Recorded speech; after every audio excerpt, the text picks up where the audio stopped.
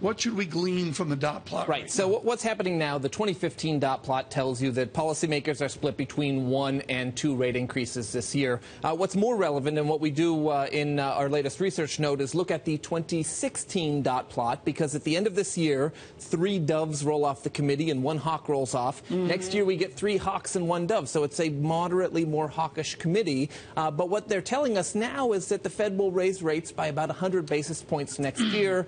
Our expectation is actually that will be scaled back, because what's happening is as the Fed funds rate gets to about 1 to 1.5%, the Fed is going to pull the plug on the balance sheet, reverse quantitative easing, and that'll mean a slower pace of rate hikes. Sounds like a football play downfield. When I look at the complexity of this, I've got one basic thing. You and I know that the econometric research is a blue chip advisors group. It's been pretty darn good. Are the dot plots more accurate than the private surveys of economists on what will happen? Do we know yet? Well, they're about even. The private sector can run neck and neck with the Fed in terms of economic forecasting. But that being said, the Fed has been way off on the unemployment rate for most of this cycle, and they've continually readjusted their interest rate expectations as well. Carl, Janet Yellen, the Fed chair, has told us to ignore the dot plot. And yet she told us to ignore the dot plot when the dot plot wasn't in agreement with her view of the world, or with the market's view of the world. Now that they have come in closer agreement, the Fed has scaled back this criticism and is recognizing it to be an important signaling tool. So, Lakshman, Yeah, no, I was going to say that, so the Fed was off on the unemployment rate estimates, but they were also way off on GDP and on how fast we would grow. And on the cyclical rebound, we've often heard about that second half rebound, right? And here we are, kind of ready for it. And I'm afraid, it's going to disappoint again. That you're going to get that slower growth again. And if you actually got anywhere near 100 basis points of Fed rate hikes to over 1% or something, think about what that's going to do to your term structure.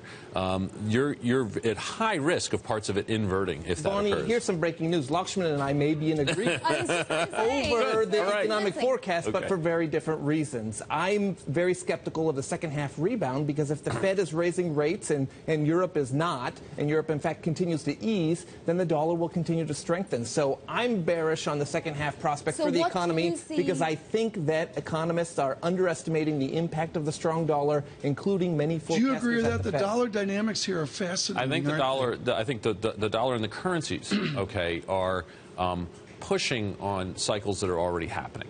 I mean, we're about to a 96 DXY because of Greece. Yeah, but so I don't think that we can assume that the path of the U.S. and the path of Europe are going to be static through the end of this year. I think, in fact, your U.S. is going to be slowing. They're diverging. It means a stronger dollar. It clobbers the export sector, and domestic producers who ordinarily don't think about currencies, which is why it'll probably are facing a tidal wave of cheap imports. I want to rip up the script here. Ellen Zentner has made headlines with her outlier call at Morgan Stanley on 2016, migrated into December, but she was the one that led with reticence. Are you with Ellen that they just have to wait and wait because they're over-hoping? Well, I think I would actually play the other side of that for a moment, which is they've got to hike, because if they want to remain credible, they've got to get off the zero bound, because they're going to cut again.